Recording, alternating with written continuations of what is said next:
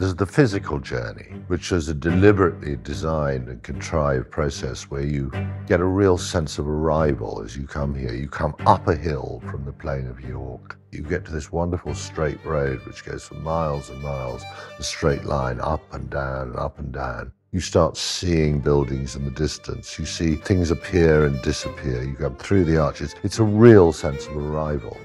But there's also a journey into beauty, I suppose. Because everywhere you go, everywhere you look, there's beauty that's partly is natural, but it's also been contrived. But the two things work together and meld into one. And there's a real sense of place here. There's a sense of being inside it rather than just looking at it.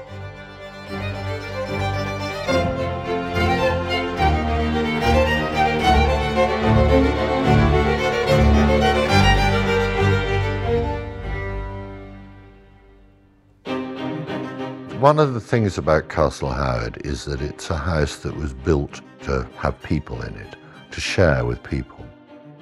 I used to rather dislike the word heritage because it was overused and it'd become rather a precious word. But I went back to the dictionary and looked it up to make sure that it was being used properly, and I realized it wasn't being entirely used properly. Because heritage means what has been or what may be inherited. So it has a sense of the past and a sense of the future. And you as a person are absolutely in the middle of that. You are the Janus character in heritage.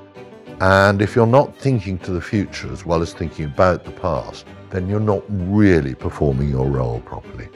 But I think it's important that when people come here that they do recognize what's been done by each generation, and they feel that because a previous generation has done something that maybe changed things, that empowers them to do the same thing. So you get this constant movement, you get this constant sense of development. You need to redecorate occasionally because we have the fire here. We need to rebuild, but that gives us opportunities to experiment.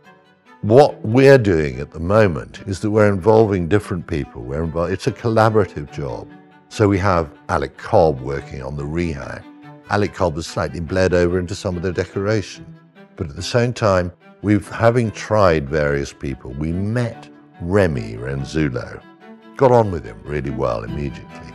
And Remy somehow has a feel of being absolutely in the mainstream of the English country house designer, despite the fact he's never done a big house before. One of the things we got quite excited about was working with a young person who would be prepared to listen to what older people and himself had to say. And someone who's kind of steeped in the design of the English country house. I mean, you ask him to talk about Robert Kime, you ask him to talk about David Millinari, you ask him to talk about any of that, Geoffrey Benison.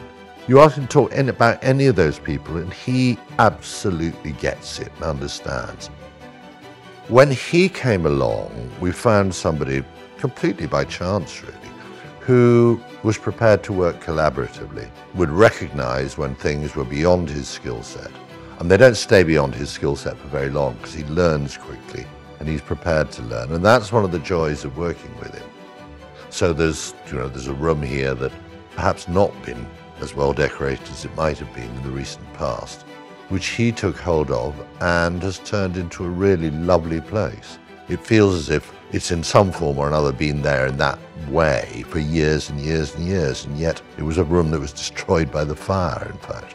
Remy's managed to, as it were, absorb the history of the house and bring it into what we're doing with it now. I would never say that I find sort of one aspect of it preferable to another aspect. It's all part of one for me. There's a unity to it. There is a sense of Castle Howard being not just a building, of being a place which exudes its qualities of beauty, its qualities of being. Wherever you are. You can be 2 miles away and you still feel you're at Castle Howard. You don't feel as if you're suddenly out in the country. There are several objects and paintings here which have a sort of magnetic attraction for me. There's a plaster cast of Hadrian's boyfriend, Antinous, at the end of the antique passage out there. And because there's a window on one side, 2 windows on one side which are a light well, the light changes on it all the time, and there are particular moments in the morning when he glows, and he glows exactly like you would expect an Antinous to glow. And he was said to be a very, very beautiful boy, and that's a very, very beautiful statue. And yet it's a plaster cast. It was something that the 5th Earl of Carlisle must have felt himself as well, because why else buy it, other than the fact he was a beautiful boy and it's a beautiful cast of him. And it's the story of beauty, and it's the story of how power and beauty work together. Cast iron never stands still. I didn't actually expect to be a person running the place. My brother ran it for a bit, but we had to come in and take over. There was a sense of getting onto the beast, of riding it, of having to actually ride this thing and learn how to control it, and learn how to make it turn left, how to make it turn right, how to make it rear up when you wanted it to, how to make it make a magnificent sound when you wanted it to. And I kind of feel that I'm there now. I can ride it. And I will treat it with as much respect as I possibly can so that somebody else can ride it after me.